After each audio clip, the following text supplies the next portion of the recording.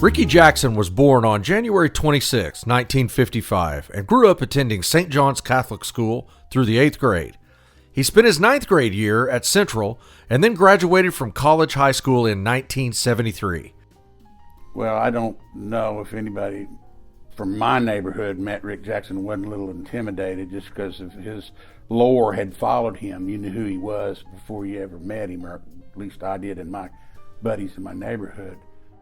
Ricky grew up playing sports at the Boys Club, where he was coached by the late Ted Kramer, Delbert Brooks, and Joe Wilcox. Jackson excelled at sports from an early age. When he was 8 years old, he began to play up 2 age groups in basketball, and he began to play with the high school kids when he reached the age of 12. And I am a friend of Rick Jackson's from the time I was 10 years old, and he was 9 years old. And in this very gymnasium, he asked me to come play over at the Boys Club with his team. I showed up the next day, and with me, we had 4 players, but Ricky was enough.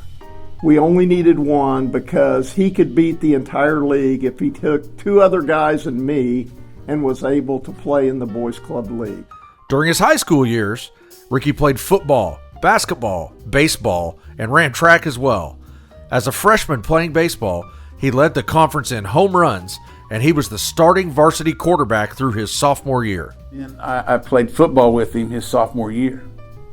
Okay, and him and I were captains of the Central Cubs football team with Otis Shellstead. The great Otis Shellstead was our coach. We were co-captains of that team the 9th grade year. That's really the first time I played together where we were in the same grade. Normally he played up. He was so good he could play with the 9th graders when he was 7th grader. By his junior year, he had decided to focus on basketball, and during his senior year, he averaged 26 points per game and made first team All-State. Jackson is remembered as one of the greatest athletes to ever play high school sports in Bartlesville. Upon graduating from Call High, Ricky attended Centenary College in Shreveport, Louisiana, where he played alongside legendary center Robert Parrish.